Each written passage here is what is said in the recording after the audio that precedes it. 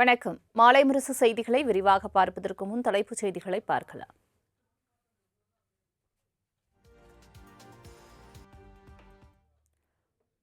மத்திய அரசின் தொகுதி மறுவரையறை திட்டத்திற்கு எதிராக தனி தீர்மானம் கொண்டு வந்தார் முதலமைச்சர் விஜய்.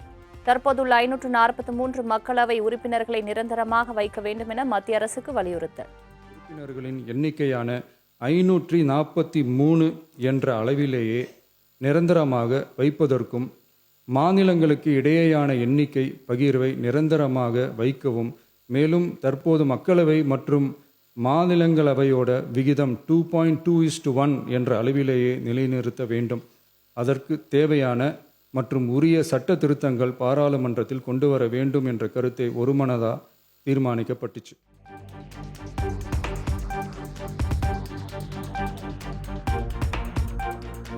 மகளிர் இடஒதுக்கீடு தனி தீர்மானத்தை சட்டப்பேரவையில் முன்மொழிந்தார் முதலமைச்சர் விஜய். பெண்களுக்கான 33% இடஒதுக்கீட்டை காலதாமதம் இல்லாமல் வழங்க வேண்டும் எனவும் கோரிக்கை. மாண்புமிகு பேரவைத் தலைவர் அவர்களே, நம்ம நாட்டோட மக்கள் தொகையில் ஏறக்குறைய பாதி பேர் பெண்கள் தான். அதனால் அனைத்து நிலைகள்லையும் பெண்களுக்கு சம அந்தஸ்து வழங்கப்படணும். அரசியலமைப்பு சட்டமும் அவங்களுக்கு சமத்துவ உரிமையை வழங்கித்தானே இருக்கு. இன்று இந்த பேரவையின் வாயிலாக பெண்களுக்கான 33% இடஒதுக்கீட்டை இனியும் தாமதிக்காமல் நடைமுறைப்படுத்த வேண்டும் என்று ஒன்றிய அரசை வலியுறுத்துகிறோம். இது பெண்களுக்கான சலுகை இல்லை, இது அவர்களுடைய ஜனநாயக உரிமை. இது ஒருவருக்கான வெற்றி அல்ல, இது இந்திய ஜனநாயகத்தின் வெற்றி. ஒரு பெண் அதிகாரம் பெறும்போது ஒரு குடும்பம் உயர்கிறது. ஆயிரக்கணக்கான பெண்கள் அதிகாரம் பெறும்போது ஒரு நாடே உயர்கிறது.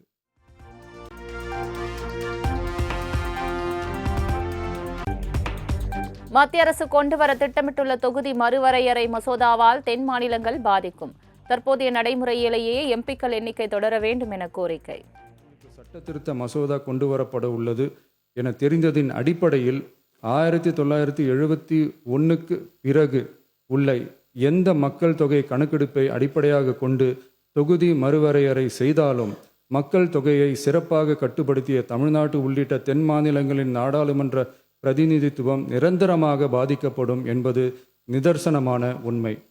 எனவே தற்போதுள்ள மக்களவை உறுப்பினர்களின் எண்ணிக்கையான 543 என்ற அளவிலேயே நிரந்தரமாக வைப்பதற்கும் மாநிலங்களுக்கு இடையேயான எண்ணிக்கை பகிர்வை நிரந்தரமாக வைக்கவும் ஒன்றிய அரசை வலியுறுத்தி தமிழ்நாடு சட்டமன்ற பேரவை கீழ்கண்ட தீர்மானங்களை ஒருமனதாக நிறைவேற்றுகிறது.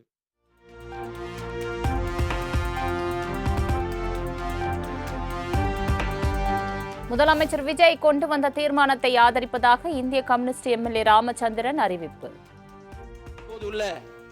544 நாடாளுமன்ற உறுப்பினர் எண்ணிக்கை குறையாமல் இருக்கும் வகையில் நம்முடைய மாண்பு முதலமைச்சர் கொண்டு வந்திருக்கின்ற இந்த சட்ட மசோதாவையும், அதே போல பெண்களுக்கான நாடாளுமன்ற சட்டமன்றங்களில் 33% இடஒதுக்கீட்டை உறுதி செய்யும் இந்த மசோதாவையும், அதே போல மக்களவை மாநிலங்களிடையே சதவிகிதம் 2.2:1 என்ற சதவீதத்தை நடைமுறைப்படுத்த வேண்டும் என்று மாண்புமிகு முதலமைச்சர் கொண்டு வந்திருக்கின்ற இந்த தீர்மானத்தை இந்திய கம்யூனிஸ்ட் கட்சியின் சார்பாக ஆதரிக்கிறேன். தமிழகத்தை வஞ்சிக்கும் தொகுதி மறுவரையறைக்கு எதிரான தீர்மானத்திற்கு மார்க்சிஸ்ட் எம்எல்ஏ செல்லசாமி ஆதரவு. இன்றைக்கு 543 எண்ணிக்கை என்பது அதுவே போதும். தமிழகத்தை போன்ற தென் மாநிலங்களை வஞ்சிக்க கூடாது என்று நாம் கேட்டுக்கொள்கின்றோம். மக்கள் தொகை கணக்கெடுப்பிற்கும் அதே போன்று மகளிர் இடஒதுக்கீட்டிற்கும் எந்த விதமான சம்பந்தமும் இல்லை. எனவே மாண்புமிகு முதல்வர்கள் முன்மொழிந்தது போன்று 2029ஆம் ஆண்டு நாடாளுமன்ற தேர்தல் வருகின்ற நேரத்தில் 543 எண்ணிக்கையிலே மகளிருக்கும் 33% இடஒதுக்கீடு என்பதையும் கருத்தில் கொண்டு அந்த தேர்தலை நடத்த வேண்டும் என்று கேட்டு இந்த மாண்புமிகு முதலமைச்சர்கள் இங்கே முன்மொழிந்திருக்கக்கூடிய அரசியல் தீர்மானத்தை மார்க்சிஸ்ட் கம்யூனிஸ்ட் கட்சி மனதார வரவேற்கிறோம். நன்றி, வணக்கம்.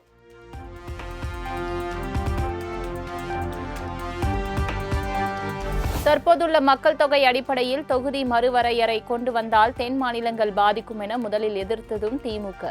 முதலமைச்சரின் தொகுதி மறுவரையறை எதிர்ப்பு தீர்மானத்தில் எதிர்க்கட்சித் தலைவர் உதயநிதி பேச்சு. தொகை கணக்கெடுப்பு அடிப்படையில் புதுசாக டீலிமிட்டேஷன் கொண்டு வந்தால் அது எவ்வளவு பெரிய ஆபத்தாக அமையும் அப்படிங்கிறத இந்தியாவுக்கே முதலாக சொன்ன இயக்கம் எங்களுடைய திராவிட முன்னேற்ற கழகம், எங்களுடைய தலைவர் அவர்கள்தான். இந்த விஷயத்தில் எங்களுடைய கழக அரசு எடுத்த பல்வேறு நடவடிக்கைகளை இங்கே பேசிய அமைச்சர் பெருமக்கள் உட்பட பல்வேறும் இங்கே பதிய வச்சிருக்கிறாங்க.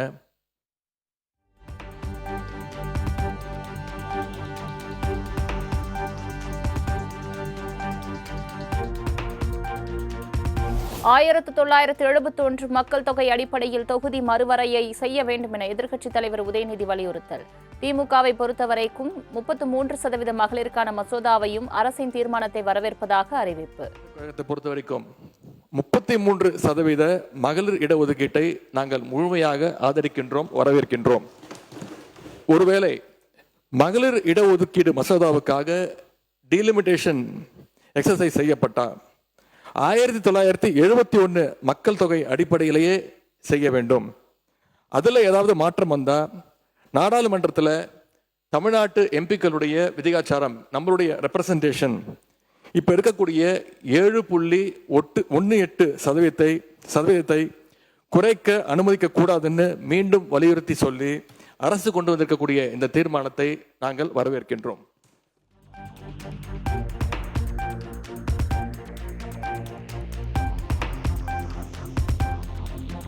மத்திய அரசின் தொகுதி மறுவரையறை மசோதா சாதகமாக பாதகமா என தெரியாமல் முதல்வரின் தனி தீர்மானத்தை அதிமுக ஆதரிக்காது. மகளிர் இடஒதுக்கீடு தொடர்பான தீர்மானத்தை மட்டும் ஆதரிப்பதாக பேரவையில் இபிஎஸ் அறிவிப்பு. மத்திய அரசு கொண்டு வரவுள்ள தொகுதி மறுவரையில் தமிழ்நாட்டிற்கு சாதகமா உள்ளதா பாதகமா உள்ளதா என்பது பற்றி எதுவுமே தெரியாத நிலையில் அரசியல் காரணங்களுக்காக தமிழக வெற்றிக் கழக அரசு கொண்டு வந்த இந்த தீர்மானத்தை அனைத்து இந்திய அண்ணா திராவிட முன்னேற்ற கழகம் எதிர்க்கின்றது. 1/3 தொகுதி ஒதுக்கீட்டு பலனை பெண்களுக்கு பெறுவதை உறுதி செய்ய வேண்டும் என்று அந்த தீர்மானத்தில் குறிப்பிட்டிருக்கின்றது. அந்த தீர்மானத்தை மட்டும், அதாவது நாடாளுமன்றத்திலும் சட்டமன்றத்திலும் 33% பெண்களுக்கு இடஒதுக்கீடு வழங்க வேண்டும் என்ற அந்த தீர்மானத்தை மட்டும் ஆதரித்து அமர்கின்றேன்.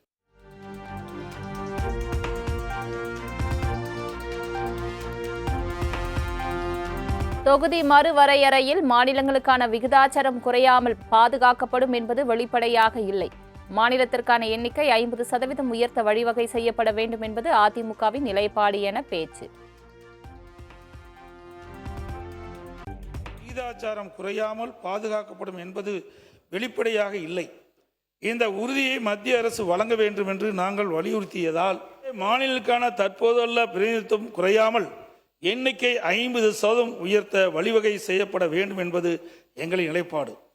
எனவே எங்கள் நிலைப்பாட்டில் உறுதியாக இருந்ததால் தான் தமிழ்நாட்டிற்கு இந்த உரிமை பாதுகாக்கப்படுகிறது.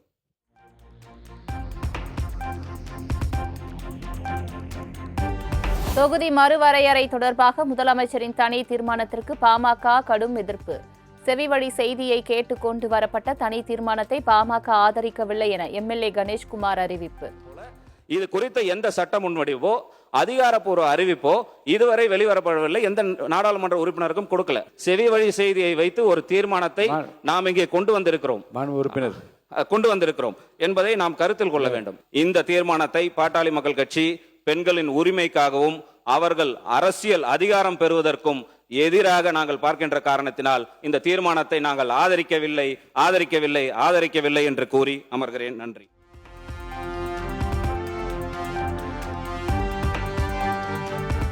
மத்திய அரசு தொகுதி மறுவரைக்கான சட்ட முன்வடிவு கொண்டு வராத நிலையில் தமிழ்நாட்டில் தீர்மானம் கொண்டு வருவது எப்படி சரி? அரசினர் தீர்மானத்துக்கு ஆதரவா இல்லையா என்று கூறாமல் உரையை முடித்த தேமுதிக எம்எல்ஏ பிரேமலதா விஜயகாந்த். தொகுதி மறுவரையை தொடர்பான இந்த மசோதாவில் சட்ட முன்வழிவு இதுவரைக்கும் மத்திய அரசுல சட்ட முன்வழிவு இதுவரை கொண்டு வரவில்லை. அப்படி இருக்கையில் நம் தமிழ்நாட்டில் அந்த கொண்டு வருவதை எந்த அடிப்படையில் இது சரியாக இருக்கும் என்பதை நான் கேட்கிறேன். மக்களுக்கும் மத்திய அரசின் மூலம் கிடைக்க வேண்டிய பணிகளும் திட்டங்களையும் கொண்டு வர முடியும். மத்திய அரசின் மூலம் மாநில அரசும் நிச்சயமாக அந்த திட்டங்களை கொண்டு வர முடியும் என்பதில் மாற்று கருத்து இல்லை என்பதை என்னுடைய கருத்தாக கூறி வாய்ப்பு கொடுத்த நமது பேரவைத் தலைவருக்கு நன்றி கூறி அமருகிறேன். நன்றி, வணக்கம்.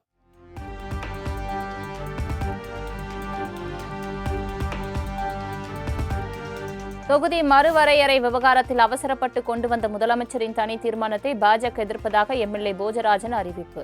மகளிர் இடஒதுக்கீடு தீர்மானத்தை வரவேற்கிறோம் என பேரவையில் பேச்சு. அந்த நிலை வரும்பொழுது, அந்த மாதிரி ஒரு நிலை வரும்பொழுது எல்லோரும் அமர்ந்து அந்த மத்திய அரசை கேட்டு இந்த மாதிரி இருக்கிறது, எங்களுக்கு இழப்பு வரக்கூடாது, எங்கள் மக்களுக்கு வரக்கூடாது என்பதை உணர்ந்து செய்தால் அதில் தவறு இல்லை. ஆகவே இவ்வளவு அவசரப்பட்டு ஒரு தீர்மானத்தை கொண்டு வருவதை எங்களுடைய பாரதிய ஜனதா கட்சி ஏற்றுக்கொள்வதில்லை. ஆகவே இந்த தீர்மானத்தை நாங்கள் எதிர்க்கின்றோம். இன்று உலகமே அறியும், இந்தியாவும் அறியும், பாஜகவை பற்றி அந்த அளவுக்கு பெண்களுக்கு முக்கியத்துவம் கொடுக்கிற ஒரு கட்சி, என்றும் அந்த பெண்களுக்கு முக்கியம் கொடுக்க வேண்டும் என்பதை நினைக்கின்ற கட்சி. ஆகவே 33% பெண்களுக்கு கொடுக்க வேண்டும் என்பதில் எங்களுக்கு ஒரு மாற்று கருத்து இல்லை. ஆகவே அந்த திட்டத்தை நாங்கள் முழுமையாக ஏற்கின்றோம்.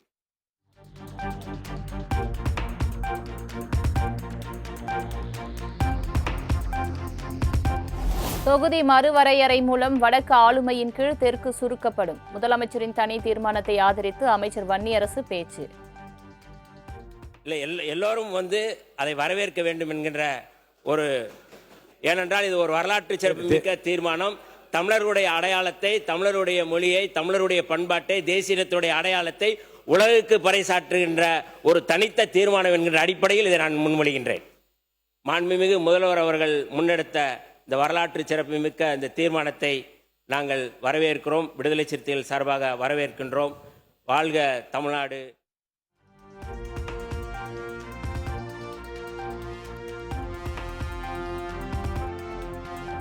தொகுதி மறுவரைக்கு எதிரான தீர்மானம் மீது காங்கிரஸ் ஆதரவு. மாமக எம்எல்ஏ ஜவாஹிருல்லா, மாஜக எம்எல்ஏ தமிமுன் அன்சாரியும் ஆதரவு அளித்தனர்.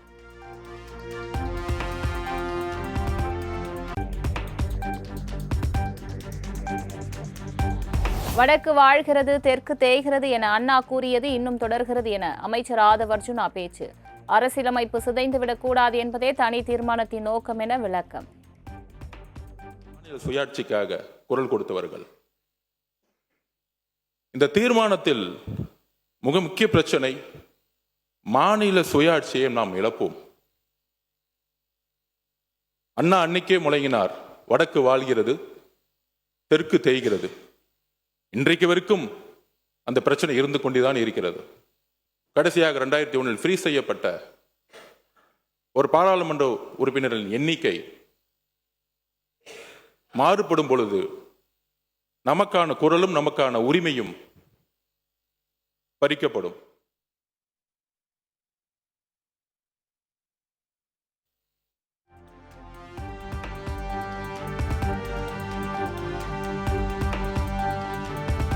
தமிழ்நாடு உட்பட தென் மாநிலங்களிலிருந்து ஒரு பிரதமர் உருவாக வேண்டும் என அமைச்சர் ஆதவ் அர்ஜுனா பேச்சு. நீட் தேர்வை விட மோசமானது தொகுதி மறுவரை எனவும் விமர்சனம். கிடையாது. 5-6 வட மாநிலங்கள் சேர்ந்தால் ஒரு பிரதம மந்திரியை உருவாக்க முடியும் என்கின்ற நிலை இன்றைய வரையும் இருந்துட்டு இருக்கு. அதை மாற்றப்பட வேண்டும். தென்னிந்தியாவிலிருந்து, ஏன் தமிழ்நாட்டிலிருந்து ஒரு பிரதம மந்திரி எதிர்காலத்தில் உருவாக்கப்பட வேண்டும். அதிகாரம் உத்தரப்பிரதேசுக்கோ, பீகாருக்கோ, குஜராத்துக்கோ மட்டுமல்ல. நம்மளுடைய குரல் சட்டமன்றத்தில் ஒலித்தது போல ஒரு நாள் பாராளுமன்றத்தில் ஒரு பிரதம மந்திரியாக ஒலிக்க வேண்டும். இதற்குதான் இந்த தீர்மானம்.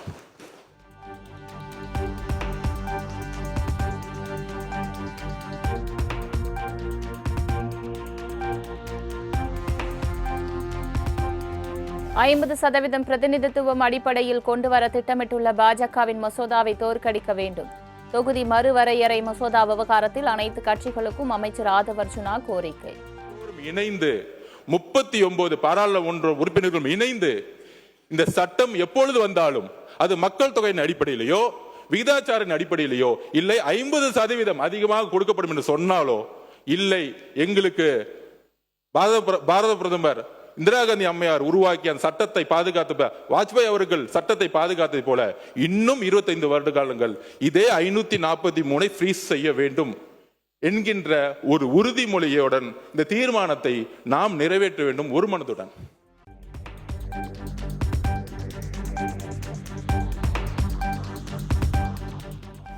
தொகுதி மறுவரையறை வரும்போது எந்த ஒரு பாதிப்பும் வராது என உள்துறை அமைச்சர் அமித் ஷா உறுதியளித்ததாக எடப்பாடி பழனிசாமி கருத்து.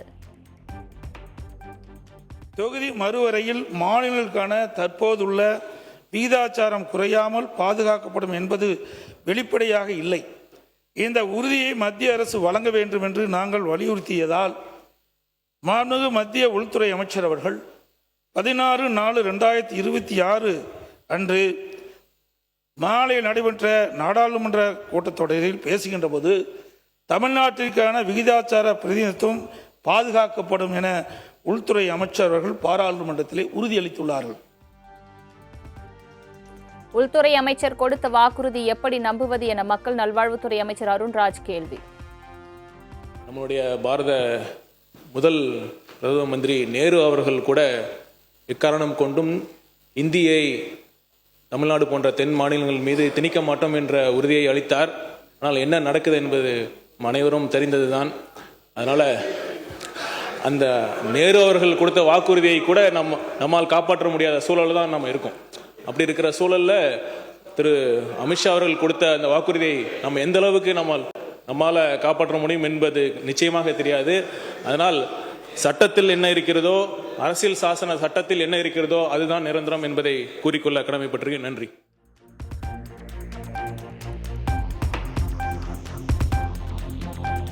தொகுதி மறுவரையறை தொடர்பாக முதலமைச்சர் கொண்டு வந்த தனி தீர்மானம் பேரவையில் நிறைவேற்றம். அதிக உறுப்பினர்கள் எண்ணிக்கை ஆதரவுடன் தீர்மானம் நிறைவேறியதாக சபாநாயகர் ஜேசிடி பிரபாகர் அறிவிப்பு. மாண்புமிகு முதலமைச்சர் அவர்களின் தீர்மானம் பேரவையின் முடிவுக்கு விடப்படுகிறது. ஏற்போர் ஆம் என்க, மறுப்போர் இல்லை என்க. ஏற்போரே அதிகம் என்று கருதுகிறேன். ஏற்போரே அதிகம். தீர்மானம் நிறைவேறியது.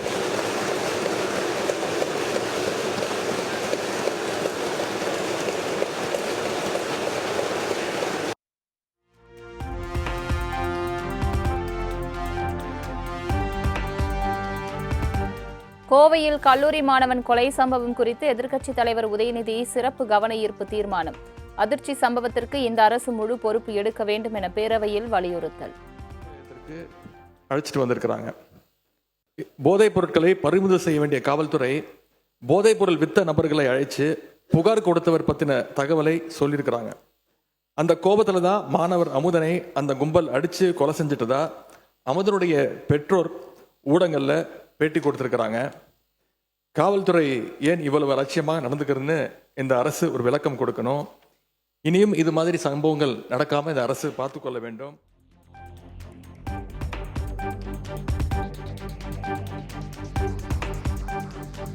மாநிலத்தின் சொந்த வருவாய் குறைந்தும் செலவினம் அதிகரித்தது ஏன்? பட்ஜெட் மீதான பொது விவாதத்தில் நிதி அமைச்சர் மரிய வில்சன் விளக்கம். செலவினத்தையும் திட்ட அனுமதிகள், மானியங்கள் மற்றும் நிதி மாற்றங்கள் தலைப்பின் கீழ் 18,000 கோடி ரூபாய் கூடுதல் ஒதுக்கீடு அளித்துள்ளது. மாண்புமிகு பேரவைத் தலைவர் அவர்களே, பார்ட்டி ஃபண்ட் என்ற பெயரில் இடைத்தரகர்களுக்கு சென்று வீணான செலவினத்தையும் திட்ட அனுமதியில் நிலவி வந்த ஊழல் ஆகியவற்றை இந்த அரசு நிறுத்தியிருப்பதாக கூறியுள்ளது. பொதுநல செலவினத்தை குறைக்க இந்த அரசு ஒருபோதும் எண்ணியவில்லை. உண்மையில் இந்த அரசு பொதுமக்களுக்கு பயனளிக்கும் புதிய திட்டங்கள் பலவற்றை அறிவித்துள்ளது. எனவே இந்த செலவினம் வருவாய் செலவின தலைப்பில் அதிகரித்து உள்ளது.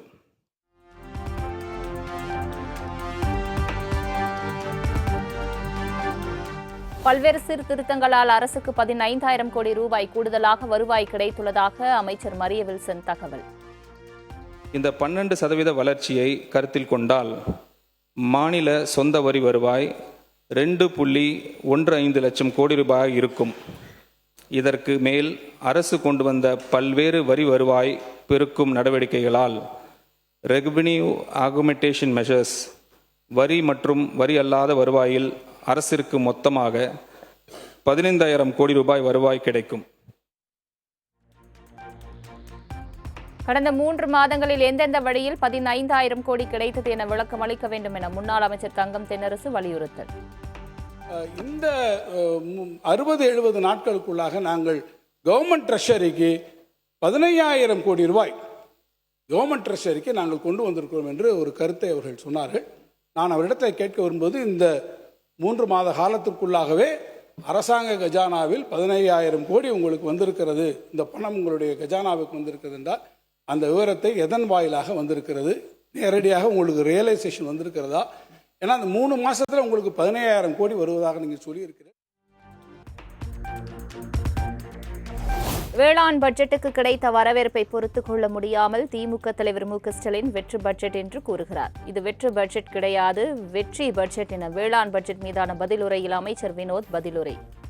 நன்றியினையும் வணக்கத்தையும் தெரிவித்துக் கொண்டு எனது உரையை தொடங்குகிறேன்.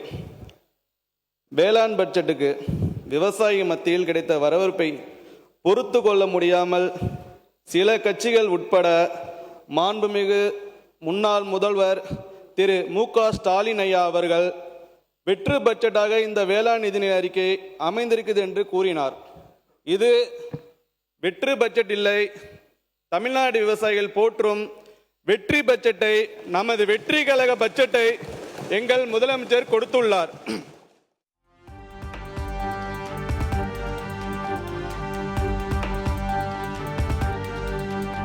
சென்னை, மதுரை, கோவை உள்ளிட்ட 8 இடங்களில் NIA அதிகாரிகள் சோதனை. அந்தமான் பகுதியில் போதைப்பொருள் கடத்தல் வழக்கில் கைதான கும்பல் கொடுத்த தகவலின்படி விசாரணை.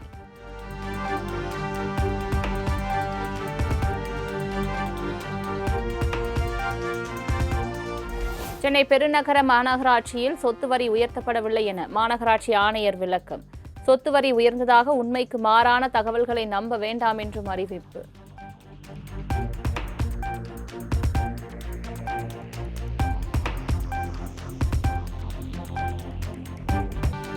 சென்னை மாதவரம் காவல் நிலைய போலீசாரால் பறிமுதல் செய்யப்பட்ட 3,500 கிலோ குட்கா மற்றும் போதைப் பொருட்கள் அழிப்பு. JCB மூலம் குப்பை கிடங்கில் கொட்டி அழித்த அதிகாரிகள்.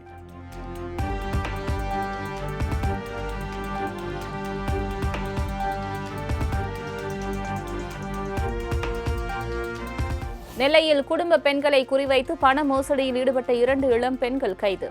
தனியார் நிறுவனத்தில் முதலீடு செய்தால் லட்சக்கணக்கில் சம்பாதிக்கலாம் என ஆசை வார்த்தை கூறி மோசடி செய்தது அம்பலம்.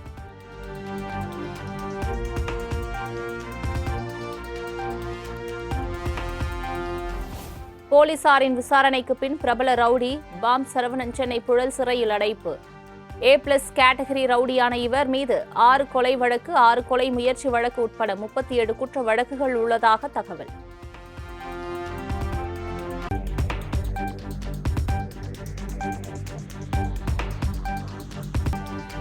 திருச்சி சமயபுரம் மாரியம்மன் கோவிலில் 1,35,00,000 ரூபாய் உண்டியல் வசூல். 709 கிராம் தங்கம், 2 கிலோ வெள்ளி உள்ளிட்டவை காணிக்கையாக பெறப்பட்டதாக கோயில் நிர்வாகம் சார்பில் தகவல்.